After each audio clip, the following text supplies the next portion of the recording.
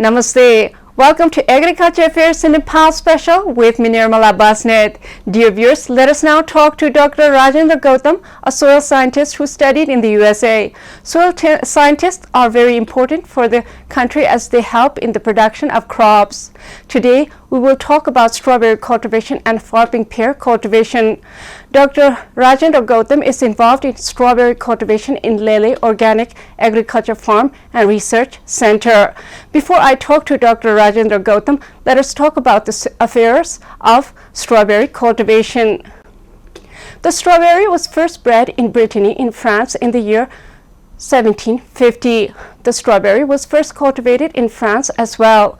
In the recent times, the USA produces the most strawberry in the world. The strawberries like cool temperatures from 60 degrees Fahrenheit to 80 degrees Fahrenheit. Nepali hills are very useful for the production of the strawberry as the temperature is cool.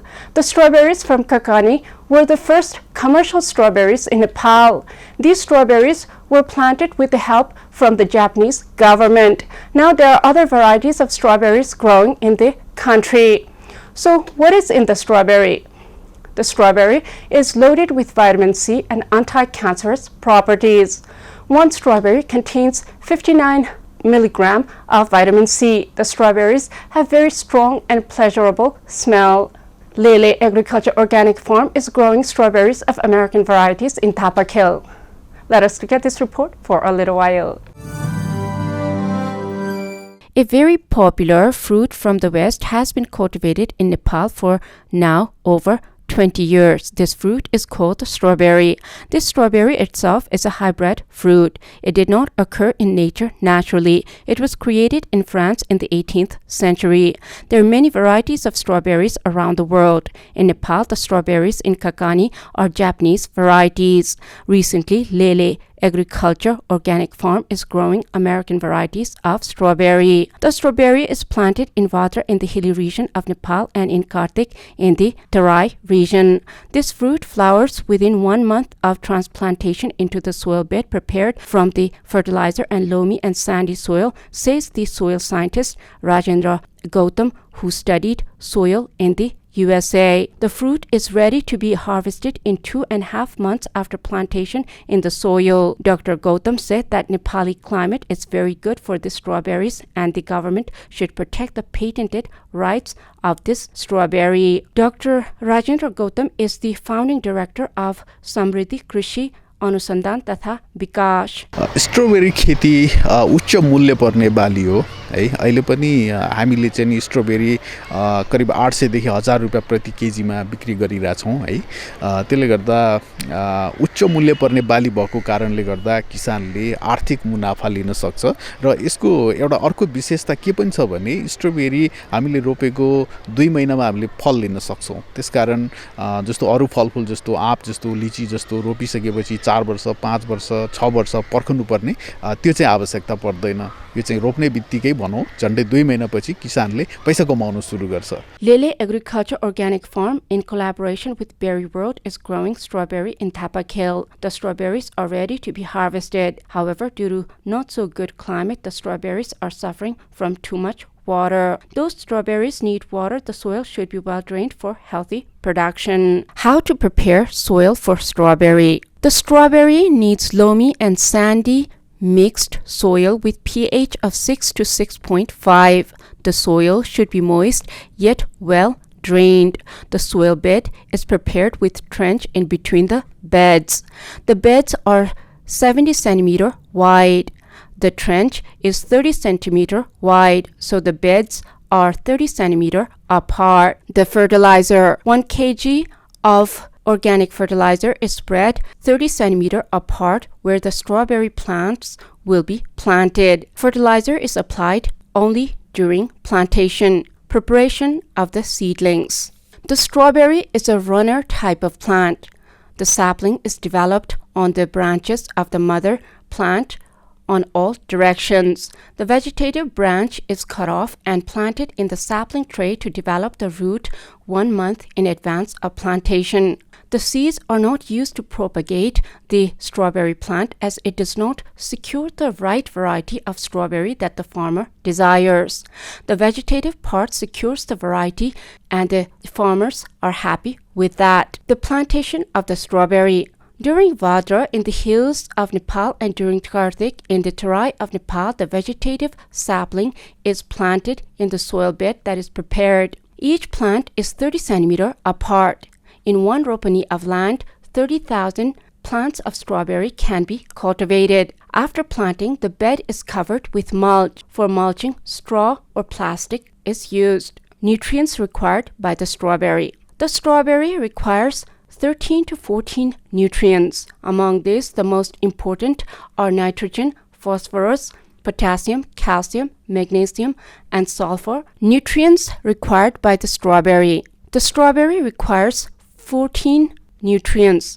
Among these, the most important are nitrogen, phosphorus, potassium, calcium, magnesium, and sulfur. Irrigation. Drip irrigation is applied. Some of the nutrients like calcium and boron are dissolved into the water and applied while irrigating the plant. Pest and disease of the strawberry. Mites, powdery mildew, leaf spots, botrytis, and anthracnose are the most common diseases of the strawberry. Control of the diseases. The strawberry should be stopped growing in the same field after 3 years. The land should be rested from strawberry for 4 years before planting it again. The crop rotation should be kept in mind. The plants belonging to the tomato family, such as the eggplant, should not be planted in the strawberry field. The urine, garlic, and ginger solutions should be applied to control the disease. For mites, pesticides should be applied. Flowering. The strawberry flowers that flower within 1 month of planting should be removed. This will help in the vegetation growth of the plant so that it becomes strong to bear fruit. The flowers that sprout after 1 month should be kept. The flowers are pollinated best by the bees. The strawberry cultivation is best at 60 degrees Fahrenheit to 80 degrees Fahrenheit. The land should have good flow of air through it. Breezy land is very good as this promotes good pollination. Harvest. We can harvest the strawberry in 2 to 2.5 months after planting. One plant produces up to 1 kg of strawberry. The strawberry should be harvested in alternate days. The varieties of strawberries found in Nepal at the moment: Florida Beauty, Sweet Sensation, Ruby Gem, Florida Fortuna, Winter Dawn, Roshitami, etc. The market.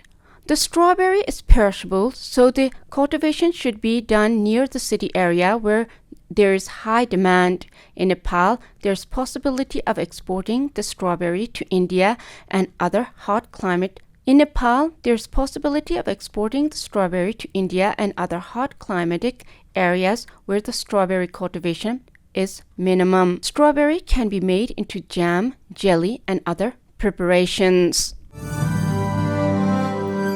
After the report on strawberry cultivation, let us now talk to Dr. Rajendra Gautam on the matters such as the policies and market of strawberry cultivation. Welcome to the show, Dr. Rajendra Gautam. How are you doing today? I'm good. Thank you very much. Can you tell me a little bit about your farm and what kind of work you do there? We are working with so many crops, not just the strawberry. So strawberry is the first crop. So I came from United States in January of 2018, and we started with strawberry. So we brought several varieties of strawberries, and then we are doing research. So our objective is to expand the strawberry growing area in the country so that everyone throughout the country can have access to the delicious strawberry fruits. Okay, how did you come to be doing strawberry cultivation? Yeah, that's a good question. Strawberry is a highly nutritious crop, a nutritious fruit, It has very high antioxidants, which is related to many cancers, cancer disease. or many diseases, heart diseases. Yeah. So that is one aspect. Yeah. And in Nepal, there are so many wild berries, but they are not under commercial cultivation. Despite being very good in health promoting aspect of berries, and we already find a lot of berries in wild, but they are not cultivated. So we want to bring cultivated varieties of different kind of berries and then promote them. Yeah. Very nice. And what kind of strawberries are there in your farm, and what kind of soil do the strawberries need? What kind of disease do the strawberries face? Okay, so there are thousands of strawberries varieties in the world. So we have selected several varieties. Right now we have about 7 varieties. Some are from Australian origin, some are from American origin, and some are from South American origin. So we consulted the strawberry breeders, strawberry experts, and then we analyze our soil and environment, and then we narrowed down up to 10 different varieties, and we started with 7 varieties. That's exciting. So these varieties are recently developed. Yes. So these varieties have so many characters that are more appealing to the consumers. And Nepali climate as well? Yes, exactly. Yes, Nepali climate is perfect for those varieties that you have selected. Right, right. So currently our varieties that are cultivated in Nepal are the Japanese varieties. And these varieties prefer cooler climates. So if you want to grow these varieties in the warmer region, for example in Tarai, there is very less possibility of being successful. So we brought varieties that can be cultivated even in a hotter area. So in Tarai as well. Yeah, in not Tarai only as well. hills. Right, right. The hills are better for strawberries than the Tarai, right? That's right. That's right. In the hills, you know, the temperature will be cooler compared to Tarai. Almost throughout the time. That's why strawberry is a cool season crop. It's grown in the cooler season. So in the Tarai, the warmer season will be like longer. The shorter weather would be shorter. That's why the duration of the crop that you can grow in Tarai is comparatively shorter than what you can grow in the mid-mountain region. So what is the difference between the Kakani strawberries and the strawberries that you have? So we are also comparing the Kokani varieties. Just wanted to have some idea what is the difference, what is the benefit of our Kokani varieties, and what are the benefits of the American or the exotic varieties. So we are comparing so many different characters, and so far what we have found is some of the varieties that have been very successful in our study, these varieties are bigger in size. So the size is one of the most important character when you sell your produce in the market. They look better. And the other is the sweetness. Actually, Nepali consumers, they like sweet berries. So some of the varieties are really sweet, and the other is the texture, color. So all these things are better compared to the traditional Japanese varieties grown in Kakani.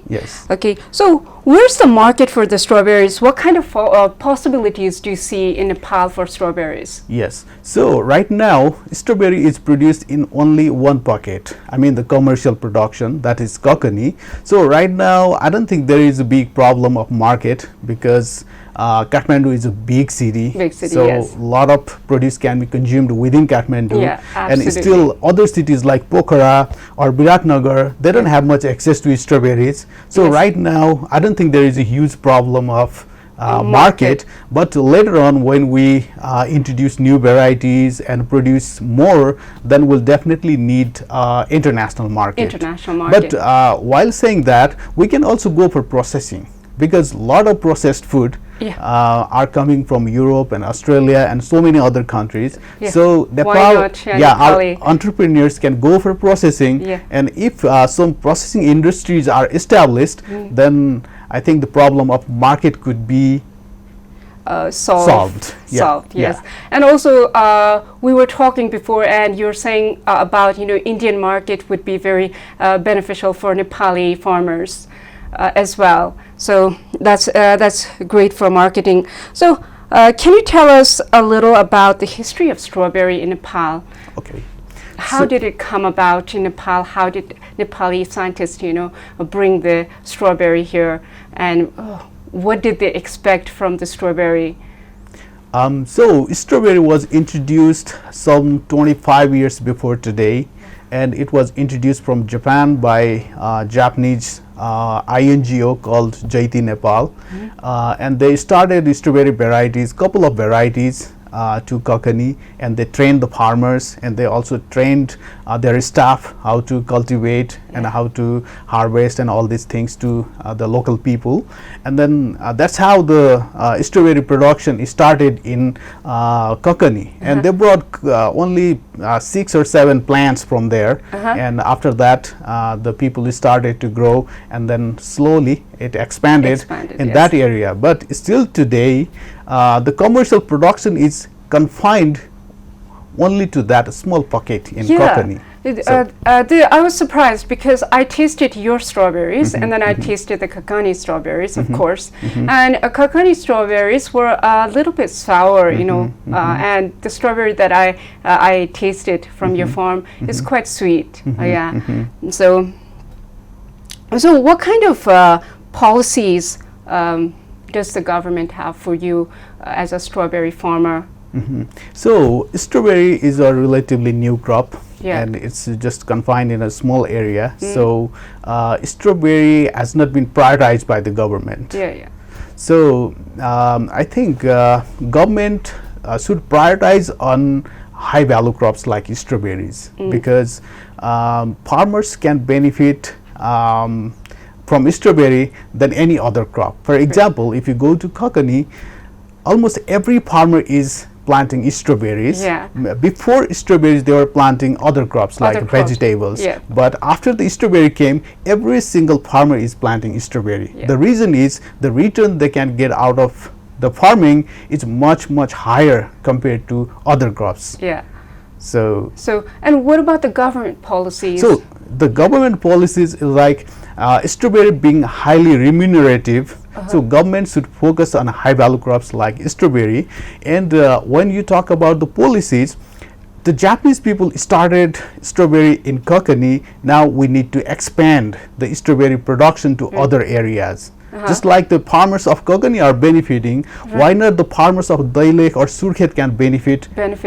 All of them are very good environment for strawberries, right? So why not expand? At the so same there's time, a lot of possibilities in Nepal. There are a lot of possibilities. So when you talk about the possibilities, we had limited varieties, the Japanese varieties. So I already told you that Japanese varieties, they like cooler climate, and Kokani is a perfect environment. Soil and the weather microclimate is perfect for strawberry.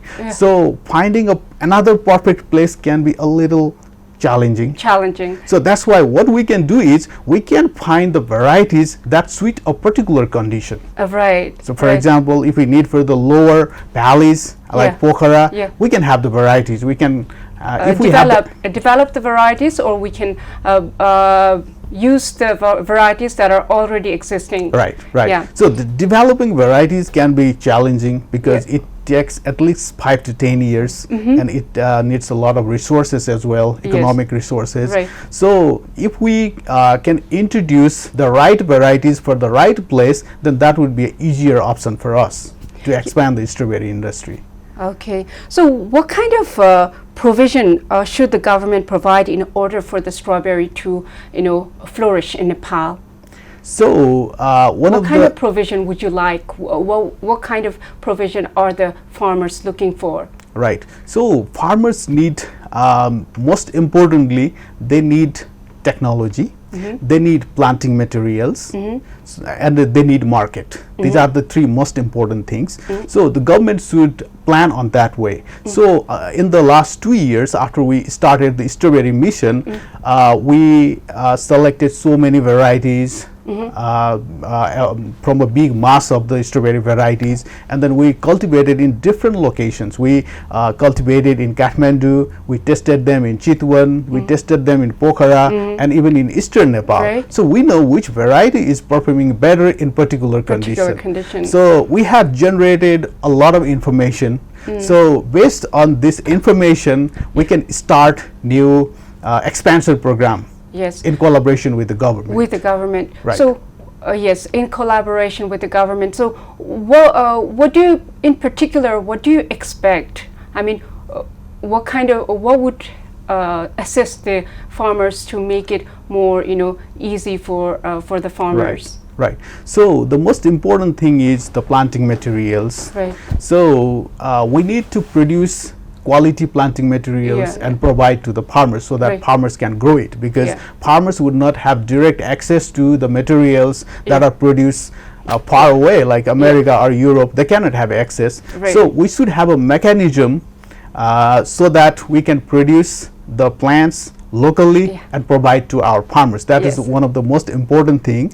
And the other thing is these strawberry varieties that we are testing right now, these are patented varieties. Right. So the plant materials can be either patented or the public one. So for the public one, there is no problem. Right. You can cultivate, you can produce more plants from public varieties. But when it's concerned with the patented varieties, we have to consider a lot of regulation, international regulation, treaties, a lot of things. So I think the government should consider that factor, and government should facilitate the process of acquiring new varieties and testing new varieties and using these varieties in the production system. We talked about this before, and this is very important. Yes, this is very important for people who want to protect their crops from, so these patented varieties are, like they're kept for how many years? Oh, that's a good question. So I'm not exactly sure, but generally it's like 15 years. 15 years. Yeah. Okay. After 15 years, the patented variety will be converted into public varieties. Variety. Yeah. Yes. Okay. Yes. So what would you like to say to the farmers who are starting strawberry cultivation? Strawberry is a relatively short duration crop. For example, if you plant in September, you can start harvesting in November. So it's not like mango or apple. You have to wait for 2 or 3 years. So if you invest on strawberry, then you'll quickly starting to get the revenue. So that's a very good aspect about strawberry.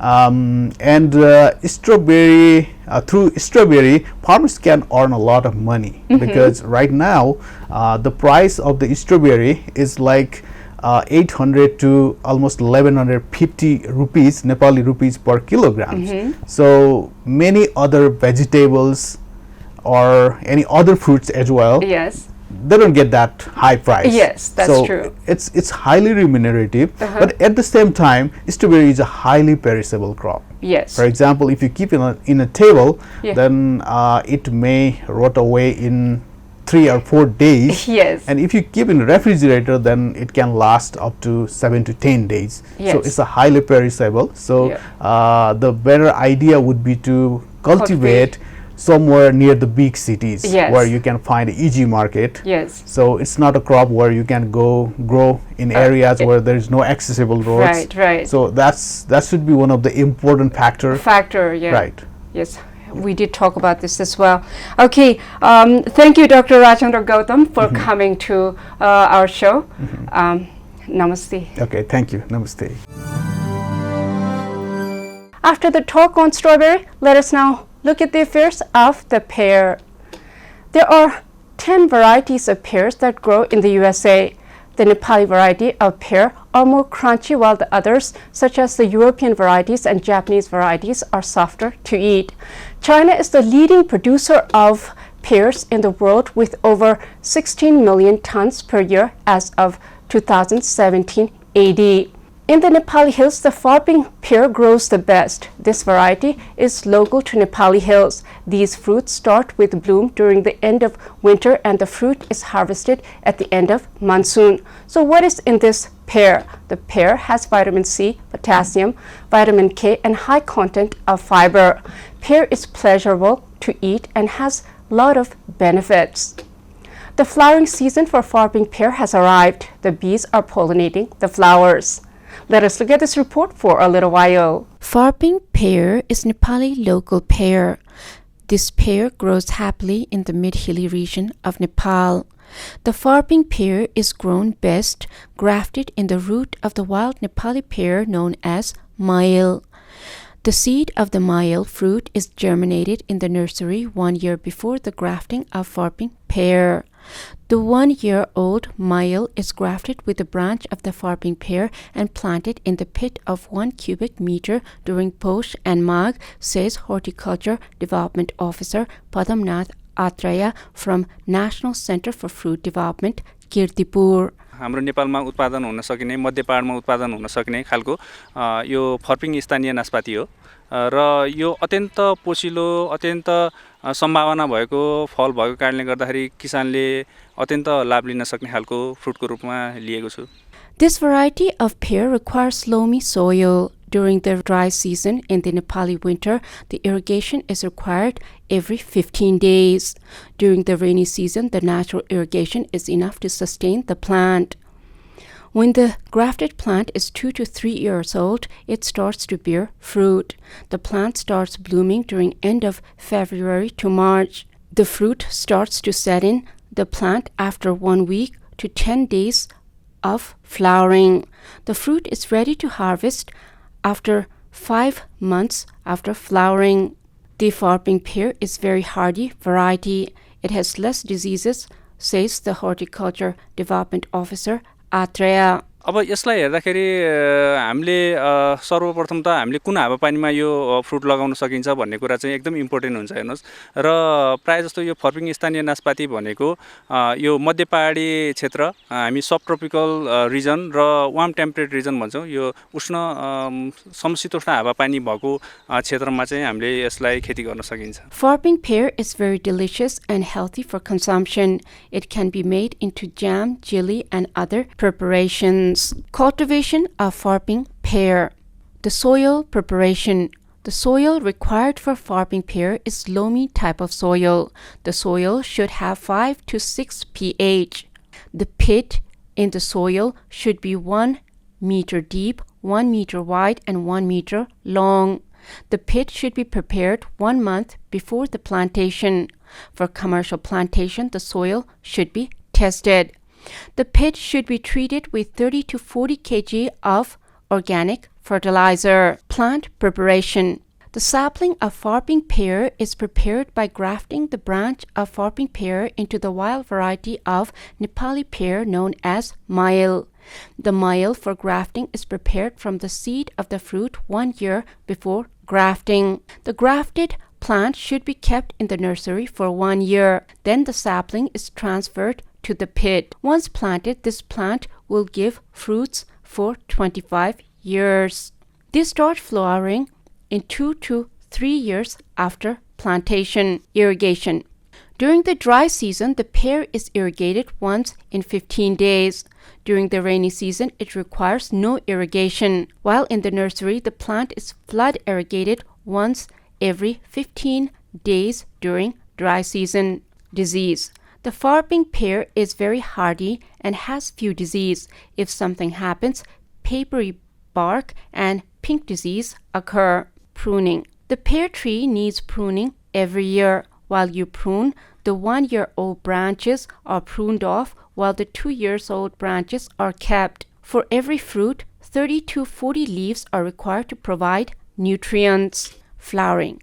The pear blooms from end of February till March. The flowers are white in color. They are pollinated by the bees. The fruit sets in after 1 week to 10 days after blooming. Harvest. The Farping pear is ready to be harvested after monsoon. The Farping pear has a large market locally.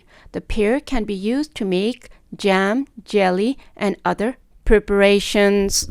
This is all in Agriculture Affairs in Nepal special with me, Nirmala Basnet. Thank you for watching the show. I'll be back with more affairs next time. Till then, Jai Krishi, Jai Kishan. Samriddha Krishi, Nepal Kushan.